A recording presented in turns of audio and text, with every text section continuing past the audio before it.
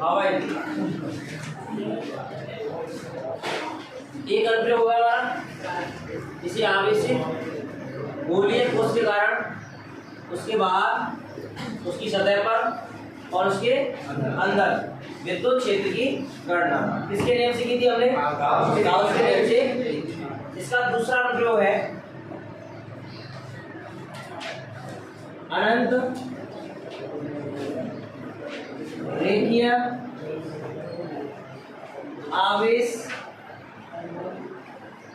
आवेशित तार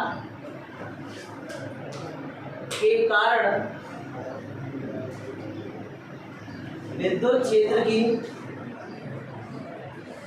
गणना। ये इसका दूसरा क्या है? अनुप्रयोग है। ठीक है ना? सुनो, ये मान लो तुम्हारा क्या है? अनंत लंबाई का क्या है? रेखीय आवेशित क्या है? तार है। इस पर मैंने आवेश मान लिया ये है तुम्हारा। इसका रेखीय आवेश घनत्व मैंने मान लिया, रेखीय आवेश घनत्व मैंने मान लिया कितना है तुम्हारा? लैम्डा। कितना है? यानी यहाँ पर ये तुम्हारा मान कितना हो गया? हमें एक बिंदु O मान लिया, इस बिंदु O से R दूरी पर एक बिंदु क्या मानते हैं हम? P मानते हैं। इस बिंदु P पर हमें विद्युत क्षेत्र की क्या करनी है? गणना करनी। किसके नियम से करनी है? विद्युत क्षेत्र एक सदिश राशि है तो उसमें दिशा भी होगी और साथ में क्या होगा? परिमाण भी होगा। तो मैं एक काम करता हूँ, पहले इसकी दिशा निकाल लेता हूँ और परिमाण बाद में निकाल लेंगे। ठीक है ना? मैंने क्या किया, इस बिंदु O से x दूरी पर, कितनी दूरी पर? x दूरी पर एक अल्पांश मान लिया है यहाँ पर, जिसकी लंबाई कितनी है? d है। कितनी लंबाई है? ठीक ऐसे ही जितना ऊपर माना है उतना ही नीचे में क्या मान लेता हूँ? x दूरी पर ही एक अल्पांश मान लेता हूँ मैं यहाँ से, जिसकी लंबाई कितनी है तुम्हारी? dl। बोलो कोई समस्या है किसी को? एक अनंत रेखीय चालक होता है, इस तार का रेखीय आवेश घनत्व कितना है तुम्हारा? लैम्डा है। इससे r दूरी पर बिंदु O से एक बिंदु क्या माना है मैंने? P माना है। इस बिंदु P पर मुझे क्या ज्ञात करना है? विद्युत क्षेत्र की तीव्रता गाउस के नियम से करनी। तो मुझे विद्युत क्षेत्र का परिमाण भी चाहिए और विद्युत क्षेत्र क्या चाहिए? दिशा भी चाहिए। तो मैं पहले दिशा ज्ञात कर लेता। इसके लिए मैंने क्या किया, बिंदु O से सममित दूरी पर दोनों ओर, जितना ऊपर होता है यहाँ पर नीचे, मैंने दो रेखीय अल्पांश dl क्या किए? माने। अच्छा, अगर मैं आपसे पूछूं dl अल्पांश पर आवेश कितना होगा, तो इकाई लंबाई पर आवेश कितना है? लैम्डा। भाई रेखीय आवेश मतलब क्या होता है? लैम्डा बराबर क्या होता है? Q बटे L। परिभाषा भी यही थी, एकांक लंबाई पर उपस्थित आवेश की मात्रा। इसकी लंबाई कितनी बताओ? dl। तो बताओ यहाँ पर जो आवेश आएगा dq वो कितना होगा? बताओ, लैम्डा इंटू dl। ये फॉर्मूला पहले भी लगाया था। अच्छा, यहाँ पर भी आवेश कितना होगा? बताओ, dq बराबर लैम्डा इंटू कितना होगा? dl। इसका मतलब है कि जो मैंने दो अल्पांश dl माने हैं उन पर जो अल्पांश आवेश dq है उसका मान कितना होगा? Lambda into dl। और यहाँ भी कितना होगा? Lambda into dl। अच्छा, इसके कारण यहाँ पर हमें क्या ज्ञात करना है? विद्युत क्षेत्र ज्ञात करना है। तो बताओ, ये धनावेशी है, धनावेश के लिए विद्युत क्षेत्र की दिशा क्या होती है? धनावेश से हमेशा दूर होती है। तो मतलब यहाँ पर जो विद्युत क्षेत्र होगा वो इस प्रकार से होगा, dE। होगा कि नहीं होगा? अच्छा, ऐसे इसके कारण क्या होगा? तुम्हारा विद्युत क्षेत्र होगा बिंदु P पर, तो यहाँ से इसका ये होगा विद्युत क्षेत्र। ये भी धनावेश है, धनावेश के लिए विद्युत क्षेत्र कैसा होता है? दूर की ओर हमेशा। इसके लिए विद्युत क्षेत्र क्या है तुम्हारा? ये आएगा dE। बोलिए समझ में आया कि नहीं आया? ये मैंने यहाँ पर आज को लाइन को आगे बढ़ाया। मैंने मान लिया ये एंगल कितना है तुम्हारा? थीटा। ये एंगल कितना है तुम्हारा? थीटा है। तो क्या दोनों सदिश समान दिशा में, क्या विपरीत दिशा में? दोनों सदिश किसी न किसी कोण पर है। तो मुझे क्या करना पड़ेगा? सदिश का क्या करना पड़ेगा? वियोजन। हमें पता है किसी भी सदिश का वियोजन करते हैं तो जहाँ कोण होता है वहाँ कौन आता है? cos theta. और उसके लंबवत क्या आता है? हमेशा sin थीटा। तो मैंने ये एक लाइन ऐसे खींची, अब ये x की तरह हो गया और ये किसकी तरह हो गया, y की तरह। तो तब DE ने एंगल क्या होना है, x पर। इधर क्या है बताओ तुम्हारा, DE cos, ऊपर क्या है बताओ, DE sin थीटा। ऐसे इसके लिए आएगा, एंगल क्या बन रहा है, ऊपर बन रहा है कि नीचे बन रहा है, ऊपर ही तो मतलब x के साथ ही तो है। तो इधर क्या आएगा बताओ तुम्हारा, DE cos थीटा। इसके लिए कितना है बताओ, DE sin थीटा। बोलो आया कि नहीं आया। अच्छा इनका ये ऊर्ध्वाधर कट हो गया, ये भी कौन सा कट हो गया, ऊर्ध्वाधर। दोनों का परिमाण कैसा है बताओ, समान है, और दिशा कैसी है दोनों की, अतः ये एक दूसरे के बराबर क्या कर देंगे, निरस्त कर देंगे। क्या कर देंगे, तो ये इसको क्या कर देगा, कैंसिल आउट करेगा। इन दोनों की बात करो, दोनों कहां पर है, एक ही दिशा में। तो यहाँ से अगर मैं DE डैश निकालूं तो क्या आएगा तुम्हारा, DE cos theta plus DE cos theta. कितना है बताओ, 2DE cos थीटा। ये तुम्हारा क्या आ गया, परिणामी विद्युत क्षेत्र आ गया। किसके कारण, इसके कारण और इसके कारण।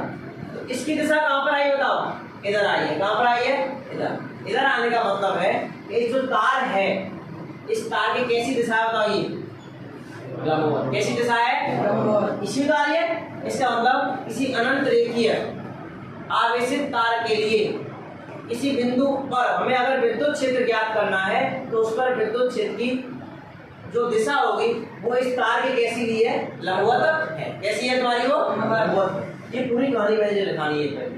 तो इस प्रकार से क्या करेंगे, हम दिशा ज्ञात करेंगे। पूरे लिखाएं तो पहले डायग्राम बनाओ। अच्छा थ्योरी बोल दो पहले, है ना, पहले थ्योरी बोलते हैं फिर डायग्राम बनाएंगे। लिखिए,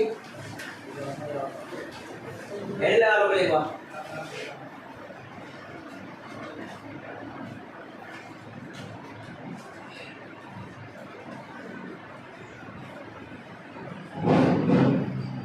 हेड लगाना बस ना, डायग्राम बाद बनाएंगे, पहले थ्योरी लगाओ थोड़ी सी।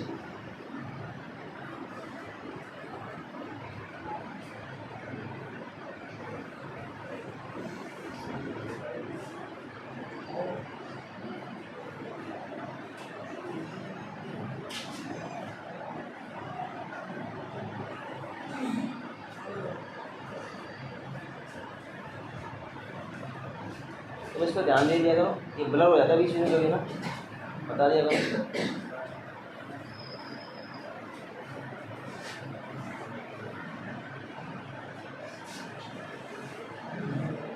अब बन लिखिए, देखिए माना एक अनंत लंबाई का रेखीय आवेशित तार है, रेखीय आवेशित तार है।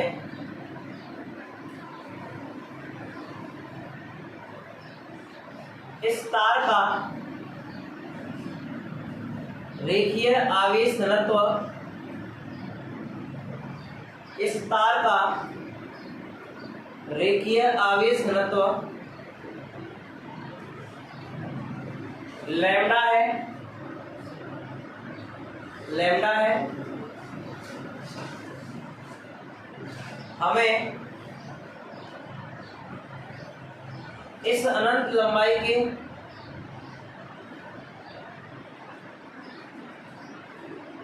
तार के बिंदु O से,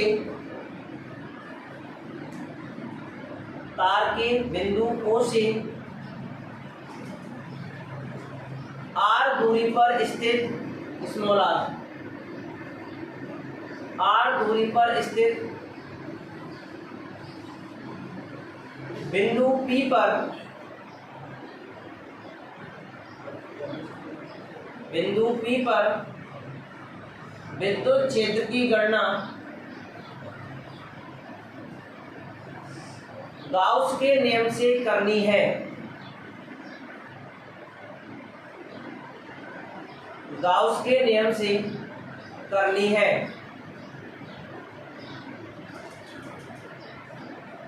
सर्वप्रथम हम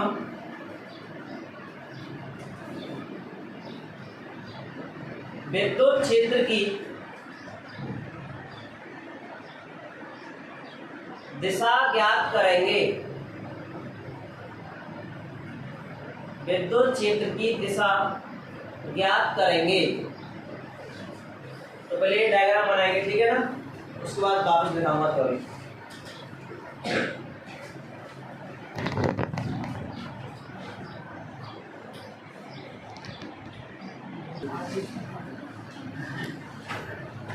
अब जो लिखना है आपको, इस अनंत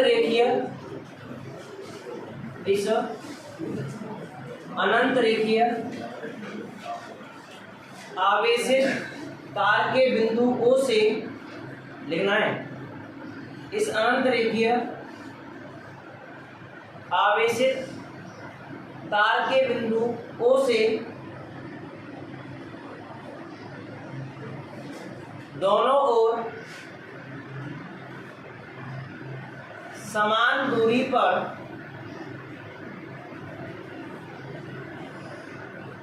सममित रेखीय अल्पांश लेते हैं। सममित रेखीय अल्पांश लेते हैं।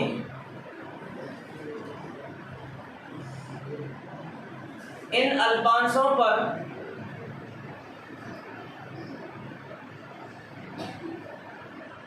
अल्पांश आवेश dq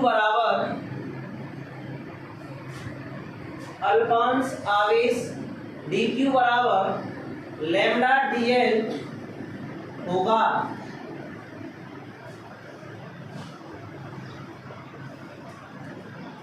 इन अल्पांश आवेश dq के कारण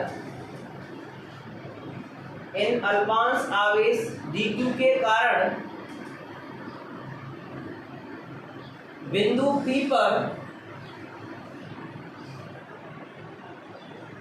P पर विद्युत क्षेत्र चित्रानुसार होगा।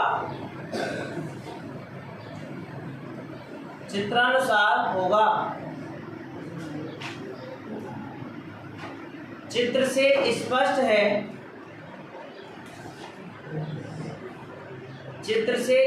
है कि दोनों विद्युत क्षेत्रों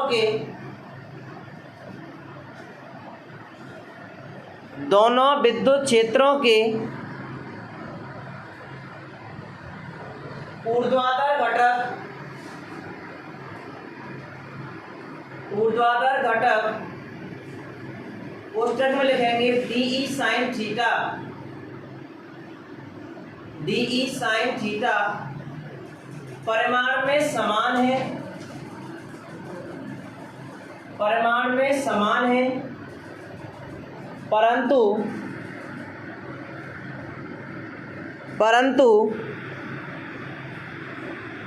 दिशा में विपरीत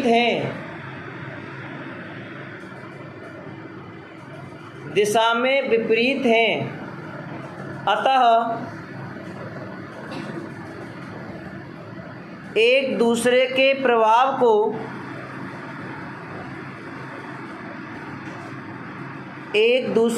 प्रभाव को समाप्त कर देते हैं।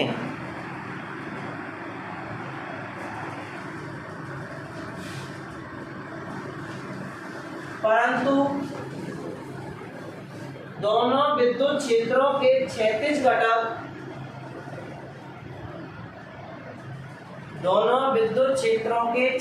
घटक परिमाण के साथ साथ दिशा में भी समान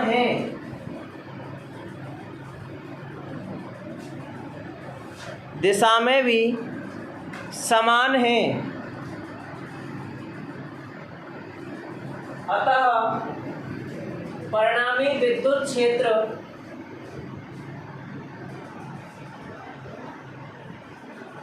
परिणामी विद्युत क्षेत्र 2DE cos थीटा होगा 2DE cos थीटा होगा, जिसकी दिशा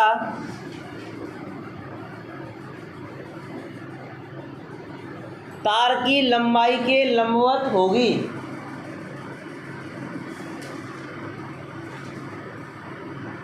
जिसकी दिशा तार की लंबाई के लंबवत होगी। ठीक है भाई, तो ये तो क्या निकाल लिया हमने, इसकी दिशा निकाल ली। अब हमें क्या याद करना है, इसका परिमाण याद करना है। क्या याद करना है आपको, परिमाण, वो करेंगे हम गाउस के नियम से।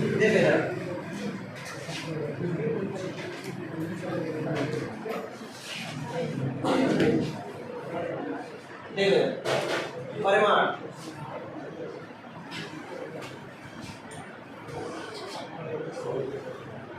ये तुम्हारा क्या है,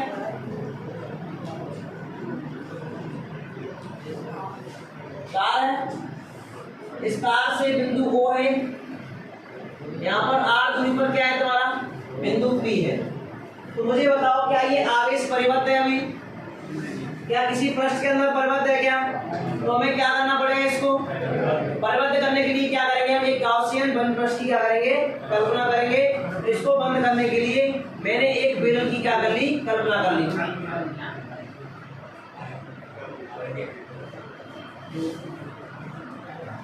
हमने क्या मान लिया, एक बेलन मान लिया जिसकी त्रिज्या कितनी है, R है। कितनी त्रिज्या है, R है, और बिंदु P इसकी वक्रीय सतह पर है। कहां पर है, वक्रीय सतह पर है। तो अब यहाँ पर हम गाउस के नियम से, गाउस के नियम से, गाउस के नियम से बोलो क्या था, close integration E dot ds बराबर समेशन Q अपॉन कितना आएगा, एप्सिलॉन नॉट। बोलो यार एक पृष्ठ है, तीन पृष्ठ है, तीन पृष्ठ है भाई। एक तो ये रहा पृष्ठ वृत्ताकार ऊपरी पृष्ठ, एक वृत्ताकार निचला पृष्ठ, ये तुम्हारा क्या आ गया S2, और एक क्या हो गया इसका वक्रीय भाग, क्या आ गया, वक्रीय भाग। ये तुम्हारा क्या आ गया, S3, क्या आ गया S3। ये हो गया ऊपरी वृत्ताकार पृष्ठ, ये निचला वृत्ताकार पृष्ठ, और ये तुम्हारा क्या हो गया, वक्रीय पृष्ठ। तो मैं इसको तीन भागों में तोड़ सकता हूं भाई। इस पृष्ठ S को मैं कितने भागों में तोड़ सकता हूं, तीन भागों में। कौन कौन सा, एक तो E dot ds S1 plus E dot ds, यहाँ पर कितना आएगा S2, E डॉट कितना आएगा ds, और पृष्ठ कौन सा आएगा तुम्हारा S3 बराबर समेशन Q। मैंने मान लिया इसकी जो लंबाई है बेलन की, तो बेलन की लंबाई कितनी मान ली मैंने, स्मॉल l मान ली। कितनी मान ली, स्मॉल l। एकांक लंबाई पर कितना आवेश है, लैम्डा। तो बताओ l लंबाई पे कितना होगा, लैम्डा इंटू कितना हो जाएगा, l। होगा कि नहीं होगा। तो यहाँ पर जो समेशन Q आएगा अपॉन एप्सिलॉन नॉट, तो समेशन जो Q आएगा वो आएगा लैम्डा इंटू कितना आएगा, l। क्योंकि लैम्डा क्या होता है, एकांक लंबाई पर उपस्थित आवेश की मात्रा। लंबाई कितनी है कुल, l है। यहाँ पर कितना है, लैम्डा इंटू क्या आ गया, l। तो यहाँ से आएगा लैम्डा l अपॉन कितना आएगा, एप्सिलॉन। अब बात करते हैं पृष्ठ S1 की। पृष्ठ S1 ऐसी कौन, अगर मैं इसकी दिशा याद करूंगा तो क्या आएगी, यही तो आएगी, यानी ds S1 के लिए यही आएगा। अच्छा विद्युत क्षेत्र क्या होता है, इस तार के लंबवत होता है, अभी दिखाया था हमने। ये तो इसकी दिशा हो गई E वेक्टर की। तो एंगल कितना है, cos 90 का मान कितना होता है, 0। कितना होता है, 0। इसका मतलब जो S1 पृष्ठ है, कौन सा पृष्ठ है, S1 पृष्ठ है, इसके लिए एंगल कितना है, 90 डिग्री। तो इसका मान कितना हो जाएगा, 0। ऐसे ही नीचे वाले पृष्ठ की बात करते हैं, इसकी दिशा क्या होगी, S3 है, कौन सा है, S2। तो S2 दिशा कहां पर है, नीचे की ओर। विद्युत क्षेत्र कहां होता है हमेशा, पता एंगल कितना आ गया, cos 90 का मान कितना हो जाएगा तुम्हारा, 0। कितना हो जाएगा, 0। ये मान भी कितना हो जाएगा, 0। बचा कौन सा भाग, पृष्ठ विभाग। कौन सा भाग, वक्रीय, ये वाला। इसकी दिशा यहाँ होगी, यहाँ ऐसे, यहाँ ऐसे, यहाँ ऐसे, हमेशा होगी इसके लंबवत होगी। तो इसकी बात करेंगे यहाँ पर हम, इस पर E की दिशा यही, और S3 की दिशा क्या होगी, यही होगी। इसका थीटा बराबर कितना आएगा, 0, और cos 0 मान कितना आएगा तुम्हारा, कितना आएगा, इसका ये 0 हो जाएगा, ये 0 हो जाएगा। केवल कौन सा मान बचेगा, ये मान बचेगा। ठीक है ना। तो फिलहाल इतना छाप लो आप, मैं बोल देता हूँ कुछ ना। देखिए मैं बोल देता हूँ। देखिए बिंदु P पर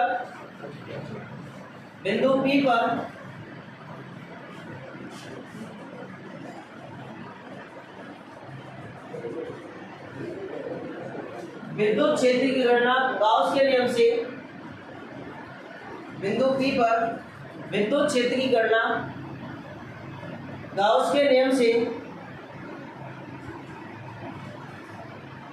ज्ञात करने के लिए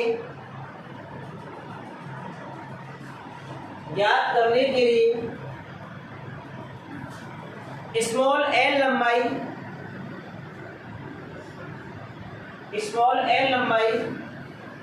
व स्मॉल आर त्रिज्या के एक गाउसियन बंद पृष्ठ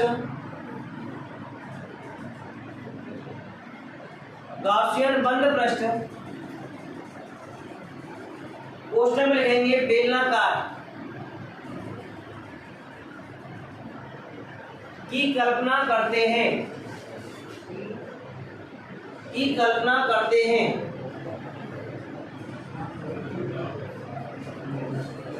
अभी डायग्राम बनाएंगे आप पहले और फिर भाग लेंगे यहाँ से। डायग्राम बना के ये भी लिखना है ना अलग से, देखिए समझ में आएगा एंगल कैसे 90 हुआ है।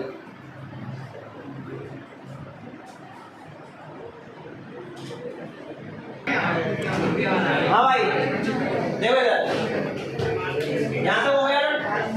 हाँ देखो इधर बात नहीं ना भाई,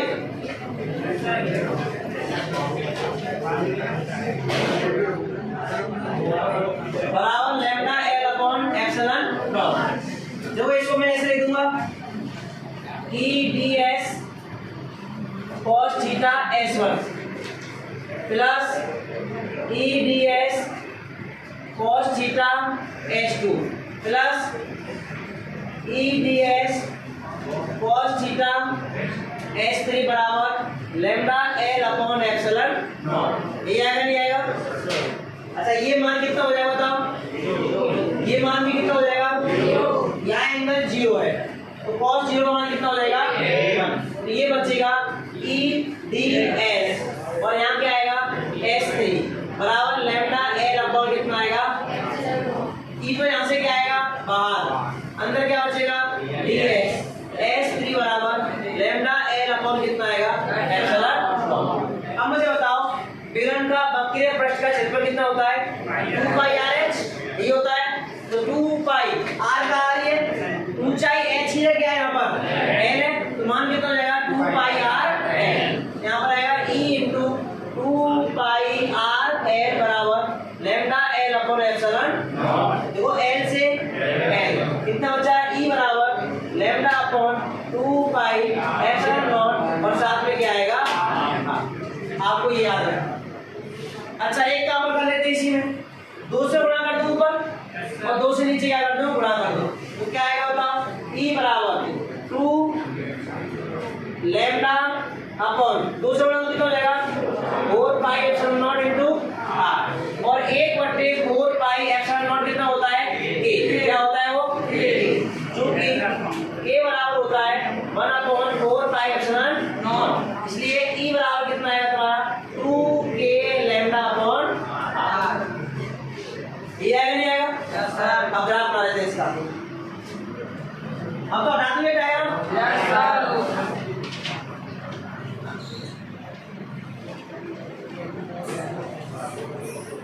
यहाँ तक लिखा हुआ तुम्हारा है ना, यहाँ से लिखा है। देखो भाई ई बराबर कितना है?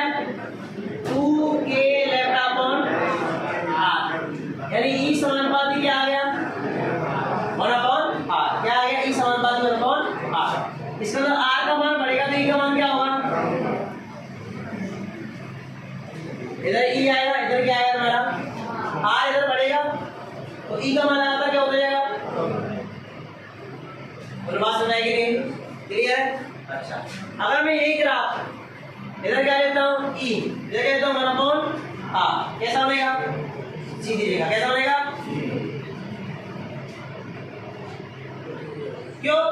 देखो ई बराबर 2k लैम्डा, ये तो हो गया, और अब कौन रहा, इसको मैंने कहा लिया है y अक्ष पर, ये कांस्टेंट हो गया, क्या आ गया m, इसको मैंने किस पर लिया है, इसको पूरा तो लिया है x, ये कितना आ गया x, y बराबर mx किसका ग्राफ होता है, स्ट्रेट लाइन का होता है, ये क्या आ गई हमारी स्ट्रेट लाइन आ गई, क्लियर। यहाँ से लिखना पहले, फिर ये लिख के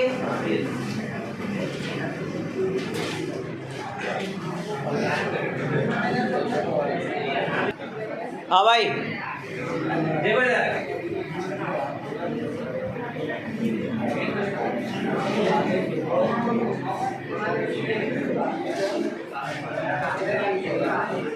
ये दूसरा प्रयोग हो गया, इसमें एक सवाल कर लेते हैं ना, एग्जाम्पल ये देखो, किसी अनंत रेखीय लंबाई तार का रेखीय आवेश घनत्व, रेखीय आवेश घनत्व 20 माइक्रोकूलम प्रति मीटर है, तो इस तार से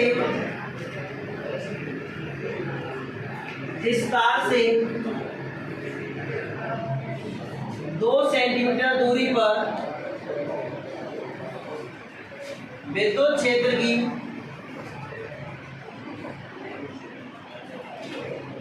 गणना कीजिए,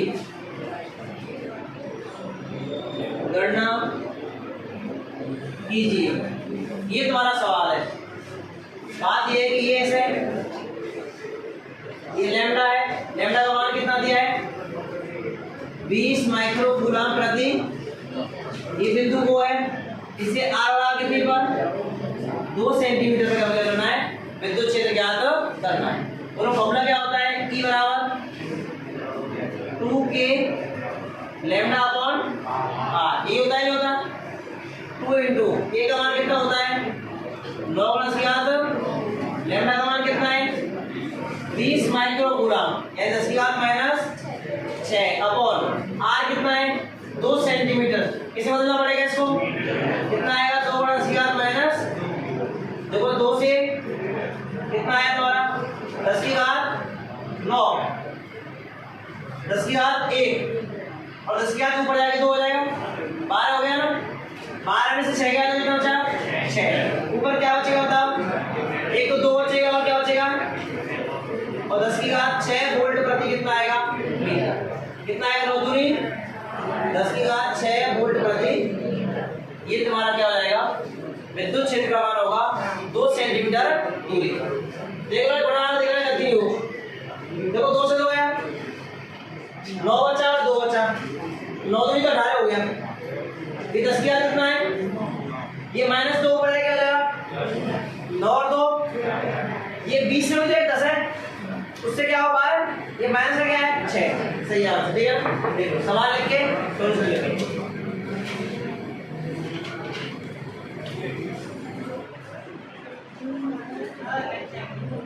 लंच कहाँ हुई अभी 3 मिनट है।